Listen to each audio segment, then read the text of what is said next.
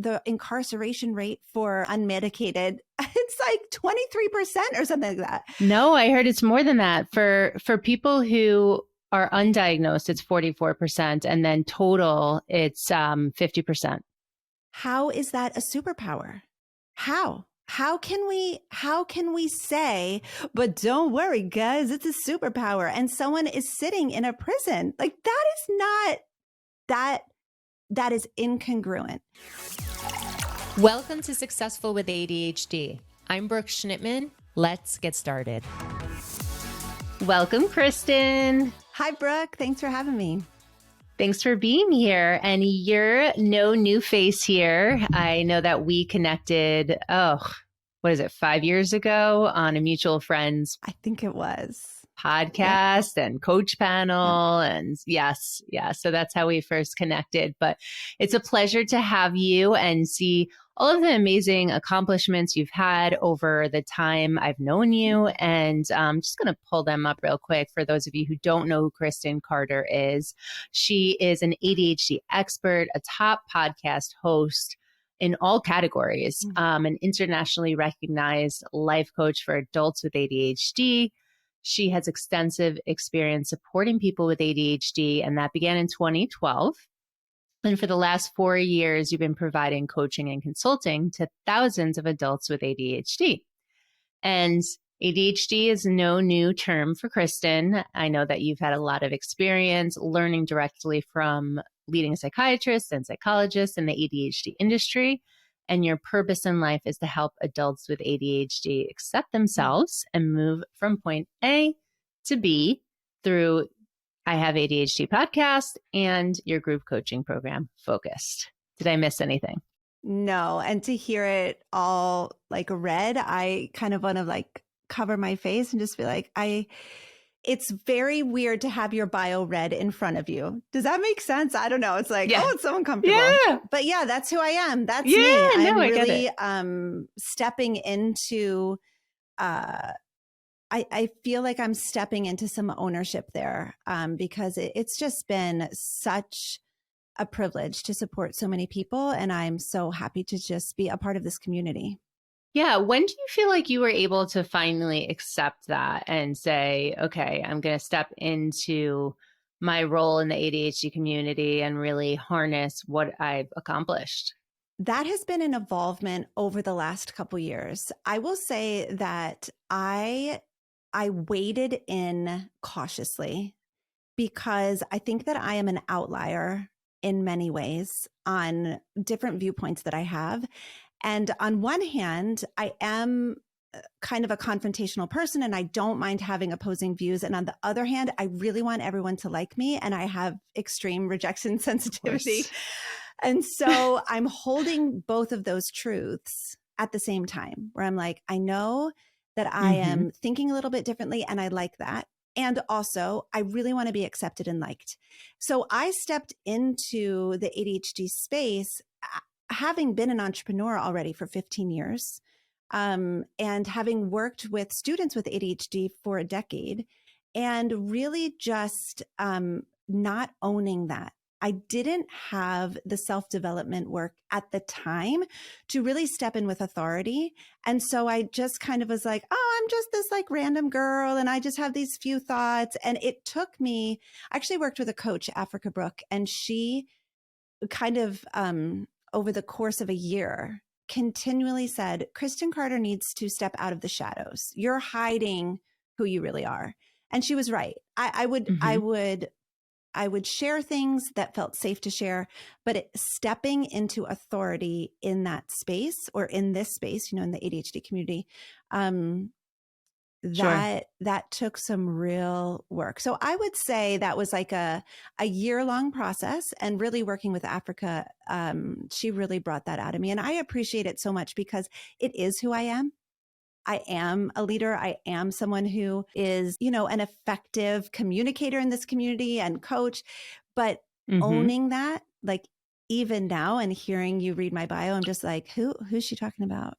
Like, doesn't feel like me. Right. So it's a work in the other progress. Kristen. Yeah. So to anyone listening, like if you struggle to own your own authority and step into who you really are, same. Like, I feel like that's a lifelong process, and that's okay. Yeah, absolutely. But the fact that you've gotten to a point also of confidence where you can at least speak it, you might not feel 100% confident with it. No one likes hearing themselves talk or hearing about them, right? I think it's Yeah. awkward. But the fact that you're able to own it obviously speaks to, as you mentioned, the self-development work that you've done, but also the Yeah. accomplishments that you have accomplished. And finally, you see them in front of you and you're like, okay, I can't Yeah. not agree that I have gotten these and I feel good about So them. true. And, imposter syndrome is something that we talk about a lot in the ADHD community. And one thing about imposter syndrome is it's not all bad. It can really help us to reflect on, do I have the credentials that I need? Am I trained? Do I know what I'm doing? Am I helping people? It can really help us to reflect and see where we are. And that's important because there are a lot of, especially coaches, because the coaching industry is not regulated out there. First of all, scamming people. And second of all, pretending to be able to help people who they can't. So here's the point. I finally remember it.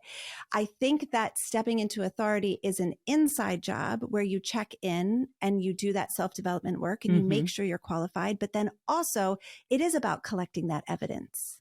It is just like you said, it is about looking at your accomplishments. It is about like writing down the tangibles. And so it's an inside job. And then you're also collecting evidence and then hopefully just doing the work of stepping into that authority daily.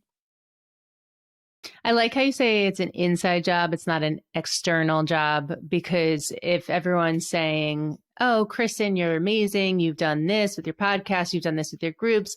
You don't really believe it unless you truly value it and you feel like it's an accomplishment. So I know I talk about like a log of awesome where you write down all the accomplishments that you're proud of, not that someone else said that they're proud of you for, the ones that you feel excited about. So true. And when we listen to all the positive feedback, we're also listening to the negative feedback.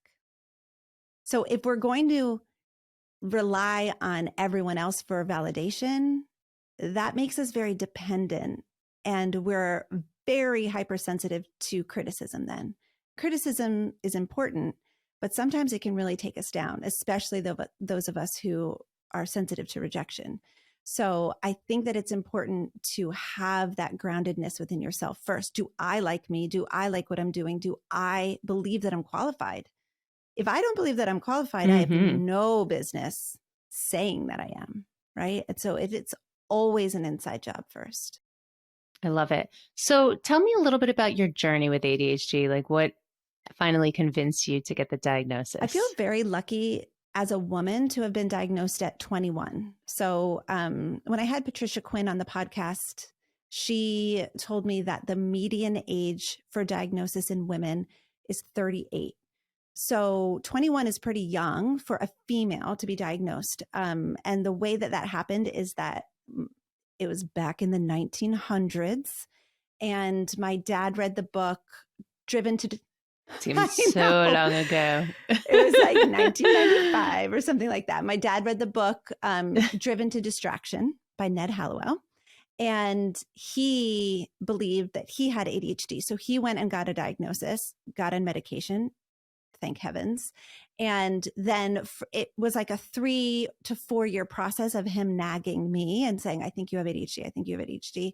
By that time, I was an older teen and I was like, whatever, you don't know anything. You're my dad. Dads know nothing. And so I really just ignored him until I was double majoring in college. I was suffering from depression, anxiety, and eating disorder. And my life was like falling apart. And so I just remembered my dad saying like, hey, I think you have ADHD. So I just called my mom up and said, hey, like, I am not okay. I do think that I want to get diagnosed or like evaluated. My evaluation process was, I'm pretty sure that like the doctor was just friends with my dad. Like, I think my first evaluation was not legit at all. And that happens sometimes, but I was given a stimulant. It did help a lot. Grades went on the fridge for the first time. It was my own fridge. It was my college apartment, but I was like, these babies are going on my fridge. I was so, as they should, so excited and proud. And so nothing really changed though. So that was 21. For like 10, 12 years, I didn't know anything about ADHD. I just knew that this stimulant medication, You could take really helped stimulants. me, and that I struggled to focus. But I didn't know that pretty much every character flaw that I saw in myself was not a character flaw. It was a symptom of It's ADHD. ADHD. Exactly. So when I owned my tutoring company and I started researching ADHD for my students on behalf of my students to help them, I was like, wait, what? Like everything I learned to help them, I didn't realize, like time blindness, working memory, prioritization, planning, organizing. I had no idea that like the reason why I was late all the time was because of ADHD. The reason why I couldn't keep a calendar was because of ADHD. The reason why I like overscheduled myself was because, and so all of those things that I thought were personality flaws, that I thought were just like made me a bad person, I started to see through the lens of ADHD. And that's when like my obsession began, where I was like, I need to learn everything about this because it was so validating for me. So how did you start learning everything about it? I read so many books. I went on all of the websites, added to. You were able to finish all the books? That's a great question. I probably not. I have so many books that I like to like skim, highlight, go back to those parts. I like to use the, is it called an appendix? I forget, but like the place in the back where you can find the word and you go. So like a topic that's interesting. And I also started learning coaching tools at this time. So I wasn't trained as a coach yet, but I started learning coaching tools and also implementing that with my students, which was really, really fun, and seeing them change and get better at their executive functioning skills and then apply it to my own life. That was so much fun. The other thing that I did besides reading all the books was I love Dr. Barkley's YouTube series, 30 Essential Tips for Parents or something like that. I watched that several times and took all the notes, like the first time for my own life. And then the second time, like through the lens of a tutoring company owner, like how can I help my students with this? So everything that I was learning though, I was looking through two lenses, the lens of like, how can I apply this to my life? And then the other lens of like, how can I use this to help my students? Absolutely. So you did your research, you were driven, you were motivated to learn more about you and your students. And what made that shift for you to go from tutoring to coaching for your own business? That's a great question. For adults. So what kept happening in my tutoring business is that I would be working with these students and their parents would come to me and say, what resources do you have to offer for adults? This was probably 2016, 2017, like right around there. And I would give them books, but I wouldn't know who to recommend. I started listening to podcasts and I started really wanting to have a podcast. I wanted to listen to a podcast that was really fun and combined ADHD research with coaching tools. And I was mad that it didn't exist. I was like, what? When are we going to get one of these podcasts? And I, for like probably a year, kept saying to my husband, like every couple months I'd go and look and be like, there's nothing new. So this was like before the podcast boom, right? And finally got this like inkling, that was like, hello, you could just start it yourself. But circling back to stepping into authority, I was like, no, I need a grown-up to come and do this. Like, I don't know enough. Who am I to start this podcast? And that's exactly how I felt too. 5 years later. And that's the thing, is that no matter how much you know, no matter how much experience you have, I think that whenever you embark on something that's brand new territory, your brain is like, excuse me, no, there's no way you can do this. Right. No way we can't see the path. We have no understanding. And we want someone to come and do it. We want someone else to do it. Can't someone else just come and do this? And so I started the podcast at the very end of 2018. I kind of just like, I had no plan. I did not I didn't know that podcast launches were a thing. I didn't know what a launch was. I was just like, I don't know. I'll just like record this episode. I think my first episode is 12 minutes long. It's so bad. It's so bad. It's my first episode and it's the most downloaded episode. It's so embarrassing. Whatever. But after getting through a couple episodes, I had a lot of people reaching out to me, asking me if I would coach them. And because of the skills that I developed in the tutoring context, and I had literally developed a coaching program for my students, I started to think, I wonder if I could modify this for adults. I wonder if this would be something worthwhile for adults. And so I took on a couple clients under the context of a pilot program, hey, I've never done this before. Yeah, exactly. But I'm willing to use these tools and see if it's helpful. And I charged very little money. And yeah, I just really wanted to see is this helpful? And so I did several clients like that. And it turns out it was helpful and people really liked it. And so for all of 2019, I was running 2 companies. I was running the tutoring center and then I had coaching as well. And so I did tutoring center 3 days, coaching 2 days. And I just felt like I kept getting requests. There was just more demand. The ADHD community is so underserved, even now. And I know even today, I know it's trending and everybody's talking about ADHD, but even today, the ADHD community is underserved, which is why it is so important. Let's just side note here that you and I and people like us can be friends and have conversations and not feel competitive and refer people to each other and just make sure that there's always room at the table for competent, empathetic, good coaches because our community is so underserved. We need more. Absolutely. There are so many millions of adults with ADHD. You can't serve them all. I can't serve them all. We need correct. More. So, okay, moving on. At the end of 2019, in the fall, I just really felt I think I should go all in with coaching, but it was so scary. Because again, it's sacrificing something that was working. My tutoring center was working. It was paying the bills. My husband's a pastor, so he earns a pastor's salary. I know, bless it. He earns a pastor's salary, which is great. And it's respectable, but it's a pastor's salary. We got 3 kids. So I was very afraid to give that up for something that could or could not be successful. We just didn't know. Sure. But he was so supportive and he was like, just go for it. Just go for it. And so I did. I sold the tutoring company. Not really. I mean, I sold it in that I was like, I'm done with it. And my employees were like, will you want it? This is so amazing. We want to do it. And so I gave it to them for whatever. And then I went all in with coaching. Yeah. $1. It was $5. I still have it. It's right here. I spent $5 that I sold my company for.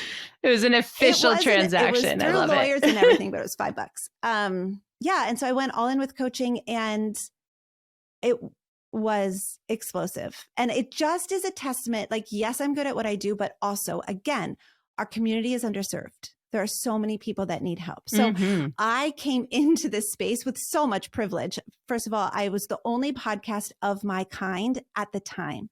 Now there are a lot of great ADHD podcasts, right? That are fun and concise. And at the time, that wasn't the case. So at the time when I was Googling ADHD coach websites, so this again was 2018, 2019, 2020, there just wasn't a lot out there and the websites were confusing and it was just hard to navigate. And I was like, somebody needs to make an easy website, which now we have, right? You have one, I have one, but at the time it wasn't a thing. I feel very lucky, blessed, grateful that I listened to that voice that was I think you could probably do this and took that risk because it was a really good, the timing was just really fun. Got it. So you learned some coaching tools, you implemented it into your tutoring company, and then ran beta groups essentially for adults. When did you start the shift to getting your certification from the life school? This is terrible. Okay. I already had a very successful coaching practice. I was doing one-on-one clients. I had 15 one-on-ones, and I had Focused, which was, it had a couple hundred people in it at the time. And I just felt like I want to continue to establish my credibility within this community. I know I'm a good coach. My clients know I'm a good coach. Mm-hmm. I want certifications to kind of back that up. Just so interesting Mm-hmm. because if we had, I wish we had hours. I just think it's very interesting because I went through the life coach school certification, which I do not recommend. So I just feel like I need to say that. Like if anybody's like, oh, Kristen Carter is a coach, she went to life coach school, I should do that too. I no longer recommend that program for a lot of reasons. And if you want to reach out to me about that, I am happy to tell you why. But I wanted that credibility, but it didn't actually change my coaching. I went through the coaching program there. I didn't really learn. It didn't really change anything. And what's so interesting is I'm going through another certification right now because I was like, okay, well, I'm no longer really associating myself with the life coach school. I should get another certification because like I want to keep learning. I want to keep growing. But I do so much learning and growing on my own that then I go into these certifications and I'm just like, ugh. Well, isn't that the same thing as when you're coaching your clients? Like all of the learning is really in between the sessions, right? Where they actually implement. Yes, exactly. So the program that you're going through right now, is it an ICF accredited program? Yeah. I wanted to go through an ICF accredited program. I want to see what the hubbub was about. I want to compare. I want to see like, is ICF, what does that actually mean? Is it actually better than other coach certifications? So it's a trauma-informed coaching cert. Yeah, it's cool. Wonderful. Wonderful. Yeah. Tell me more about trauma as you know it. It seems like you had mentioned on your podcast that you're a lot more trauma informed at this point. Yeah, it's really interesting. I'm so glad that people like Gabor Mate, Bessel van der Kolk, Peter Levine, like all of those brilliant minds are entering the mainstream conversation now because I think many practitioners, especially coaches, are coaching clients who have been through a lot of trauma, but they are not coaching through a trauma-informed lens. And I did not realize, because you don't know what you don't know. You know, when I started out, I was a lot less trauma-informed, meaning I didn't identify trauma in my own life that now at 42 years old, I look back and I'm like, oh my goodness, that was a lot of trauma. And so I think that, you know, trauma informed, quote unquote, is very hard to define. What I think about it as is it's a way of being. It's not just boxes that you can check off because there's difference between being trauma trained, where you know about trauma, and being trauma informed, which is I have the empathy and the space and the self-regulation to interact with traumatized people in a very nurturing, gentle way.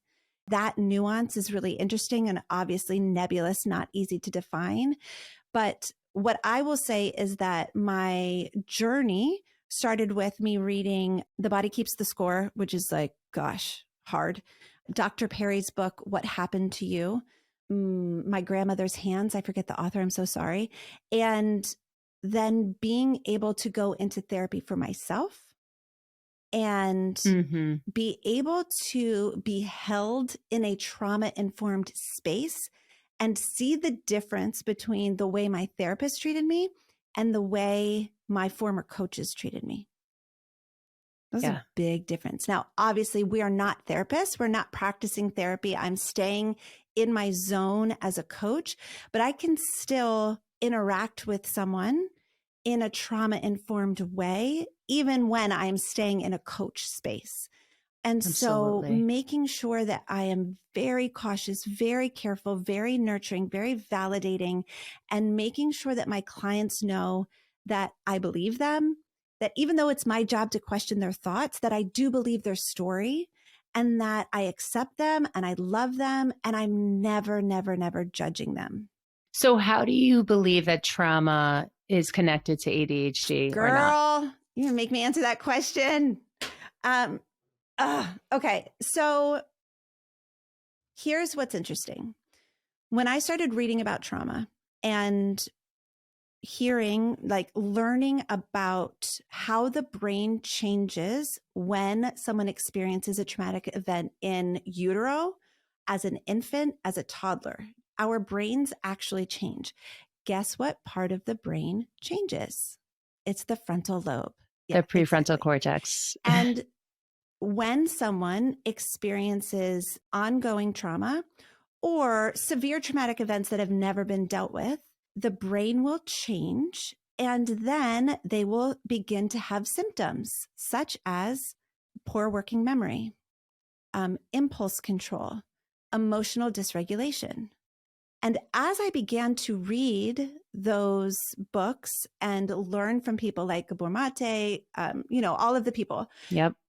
hearing the symptoms of complex PTSD and likening them to ADHD was very interesting to me.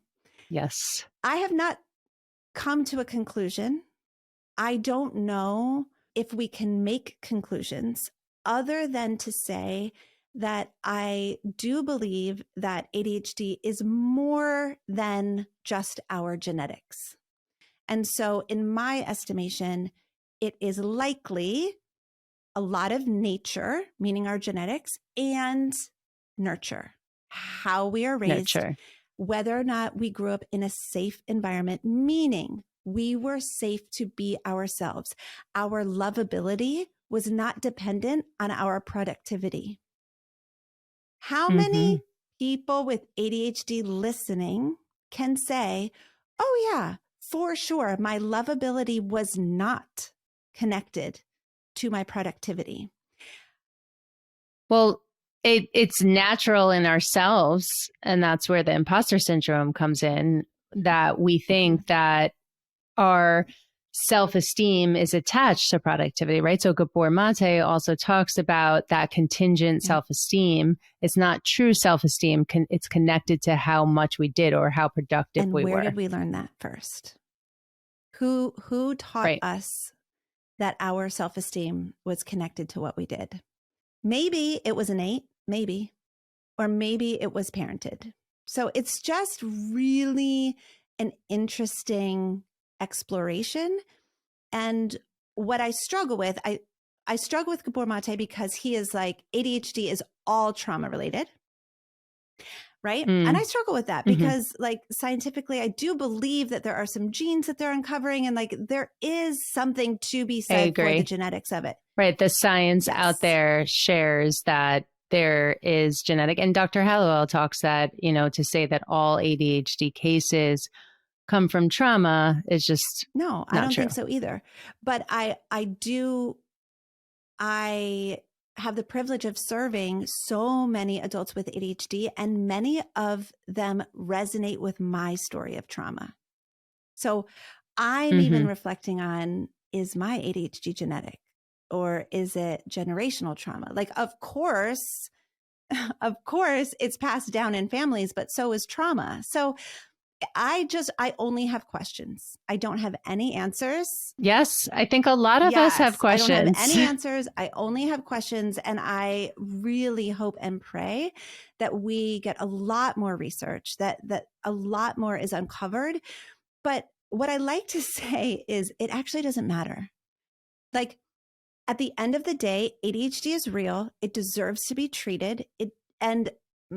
Like what research tells us is that ADHD medication is that first level of like triage, making sure that you can even function. And then if you have capacity because finally you're medicated and your brain is working properly, then maybe coaching and therapy and EDMR and like all of the amazing tools out there. But most of the time we don't have that executive function to take advantage of it because we're not medicated. Right. So Dr. Dodson also talks about that too, where he says that with the triage that, the medication is obviously the strongest thing that can help someone with ADHD, but then you combine the coaching with the medication and that is even stronger. But I find it interesting because I just had a baby, well, 14 months ago. And, I have moderate ADHD. And I was also reading this that if you have moderate or mild ADHD, when you're pregnant, it's not as big of an impact being off of your medication as someone with severe ADHD. So, yeah, I know that some people are afraid to take medication. Some people don't like how they feel on the medication. So if you do not have severe ADHD, it might not be as big of an issue if you're not taking medication and you have the right tools, right?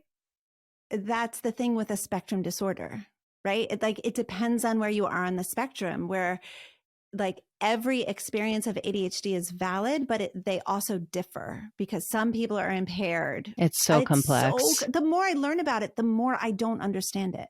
Honestly, the more research Right. I do. That's why when people, drop in my inbox or my DM and ask me for coaching advice, I say, there's, I could give you tools. There's lots of tools on my social media and my webpage, but if I don't really know you, I don't know if this is serving you the right way. Absolutely. Absolutely. Yeah. You talk a lot about this. You believe that ADHD is not a superpower. No, not at all. Talk to me about that. Not at all. So a couple disclaimers. I think that most of the people who want to label ADHD as a superpower are very well-meaning. But to me and to like my client base, the people who resonate with kind of like my perspective, it's actually very invalidating to say that the thing that is so problematic in my life is a superpower. So I struggled in school. I was highly sensitive to rejection. I had trouble making friends. I had trouble keeping a job. I struggled financially for years and years. I got into a lot of car accidents. My time blindness, and even just how much I have to manage myself in order to show up as the human that I want to be. It's a lot of work, and that is not a superpower. I do think we have superpowers, and that is our ability to overcome, our ability to manage within the context of our disorder. But in my estimation, we need to call a spade a spade. Like nobody is going around calling anxiety, depression, bipolar, like other disorders, superpowers. I do not understand why we have to call ADHD a superpower. Right. I think because I remember was working with students with ADHD for a decade. Here's why I think the superpower language came into being. I think that parents have a really hard time telling their kids that there's something going on with them neurologically. And so in order to make the parent feel better, I think parents started telling their kids, don't worry, it's a superpower. This is my theory. I don't know if that's true. And so we got this language of like, let's just find the good things about the kid. Let's not make the kid feel bad about it. The way that I always navigated that was like, listen, I was a kid who was evaluated at age 14, who had a lot of deficiencies, and nobody helped me. It was just given to me as like, well, this is why you're struggling. Yep. You have it. But it wasn't, and ADHD wasn't found. It was like, I don't even actually know. I wish I knew. But I know I was embarrassed. Well, it was ADD until 1994, I believe. But that's not what you're talking about. You're saying ADHD wasn't found in you? I was evaluated for learning disabilities, for like learning differences. Okay. Gotcha. The way that I navigated that when I owned this tutoring center was like, listen, and I would say to the kids, you know how school is really hard for you? And they'd be like, yeah. You know how it's really sucky to do your homework and like you do a lot of crying? Yeah. Now we know why. And now we get to help you. Now we get to build resources for you. Now we get to change certain things so that your life is better and easier. That makes somebody feel really, really good. Not, hey, this thing that you've been struggling with that you cry about every day, it's actually a superpower. Like that to me It makes Mm-hmm. no sense. And like, no offense to anybody who thinks it is. And if you do, that's fine. I love you. I love you so much. But being able to just live in reality of like, this is hard. And yet I can overcome it. I like the distinction. It's not that ADHD is a superpower. There are symptoms that might make you feel empowered, right? But there's also symptoms that you struggle with. So to say a blanket term, because ADHD is so complex that it is a superpower, just doesn't resonate with you. And I want to add one more thing. Yes to that. And the people who can identify it as a superpower are usually coming from a place of privilege where we've had the privilege to be diagnosed. We've had the privilege to be medicated. We have the access to therapy. We have access to coaching. We have money. We haven't lost our job. And so we can look at it and be like, look at all these great things about my life. It's a superpower. Whereas someone who does not have access to all of that and doesn't even know they're diagnosed is like the incarceration rate for unmedicated, it's like 23% or something like that. 50. No, I heard it's more than that. For people who are undiagnosed, it's 44%, and then total, it's 50%. How is that a superpower? How? How can we say, but don't worry, guys, it's a superpower, and someone is sitting in a prison? Like that is incongruent. So Simon Sinek recently posted that it was a superpower. I love and like, him. He's fine. He's fine. But a rich, white, educated male who has everything going for him saying it's a superpower, I'm sorry, that doesn't resonate. Like, that does not resonate, because tell that to the person of color living in poverty who doesn't have access to a diagnosis. Sure. Sorry, I told you I'd get fired up. Sure. So no. Yeah, that's okay. And that's why, I have you on and I have other people on just to like share their differences of opinion. I think it's great to speak freely on this, but I think, absolutely. I think you're 100% right in the fact that not everyone is privileged and enough to say it's a superpower. And Simon is privileged to say it's a superpower. And some people like you and I have gotten to a place where we've been coached, we're coaching other people.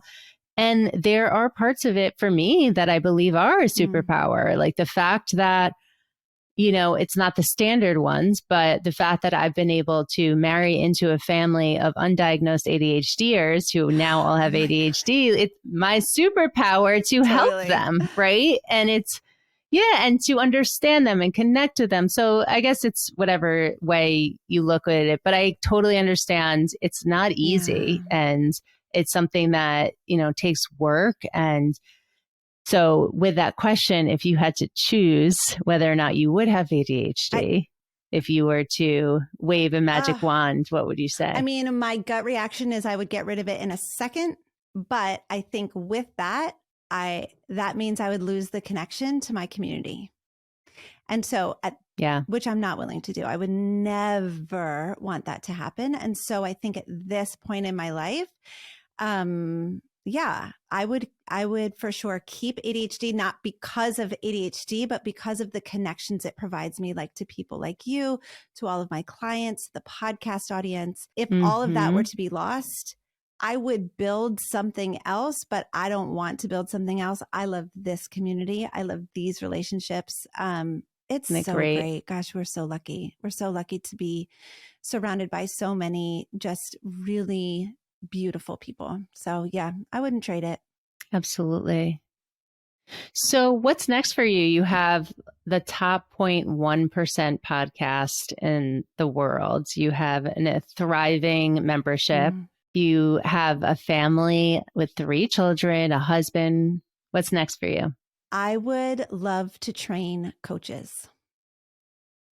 That's what I would love to do. You've already started doing that, haven't you? I've started to train coaches, and I really see that as a beautiful extension of who I am, because there are a lot of such good coaches in the industry, but there are a lot of not great coaches in the industry. And I think that most coaches, ADHD coaches, are trained by one specific modality in school, which is great and very, very needed and valid. And I would love to provide like another perspective and another option. Yeah, I have loved investing in coaches, thinking about the clients that they're going to be able to serve and thinking about the ripple effect as the years go on of just adding more and more empathetic, trauma-informed mindset coaches into the industry. I'm really looking forward to that. That's wonderful. Thanks. That's wonderful. Well, it's been a pleasure seeing, your trajectory from the beginning of our friendship in 2018 and to see how much your business has grown as well and to keep this connection open. Like you said, it's great to have good people. Coaches need coaches. Coaches need friends. It can be an isolating community and we can all learn from each other. So Kristen, if anyone wants to get in touch with you, where can they connect with you? Yeah. So my website is ihaveadhd.com and I like to hang out on Instagram at I Have ADHD Podcast. If you like podcasts, my podcast is I Have ADHD Podcast. Wonderful. Well, thank you for being on Successful with ADHD today. Thank you for having me. This is so fun. I've been looking forward to this for weeks. I just love connecting with you. So I really, really appreciate you having me.